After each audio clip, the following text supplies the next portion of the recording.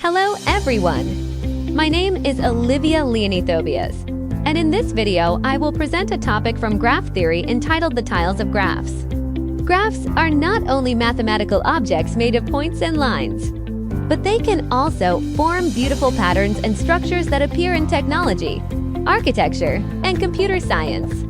Today, we will explore how graphs can connect, repeat, and create larger patterns like tiles.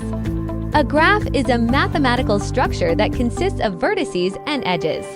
Vertices represent objects or points, while edges represent connections between them. Graphs are widely used in many fields, such as social networks, transportation systems, communication networks, and even artificial intelligence. Although graphs may look simple, they are capable of representing highly complex systems and relationships. In graph tiling, a graph pattern can be repeated continuously to create a larger structure. This concept is similar to floor tiles, where one small shape is repeated to cover a surface. By repeating graph structures such as hexagons, triangles, or squares, mathematicians can study symmetry, connectivity, and efficient designs. These repeated patterns create visual structures that are both mathematical and artistic. Graph patterns can appear in many different forms. Some graphs form circular patterns, while others create honeycomb structures or network-like systems.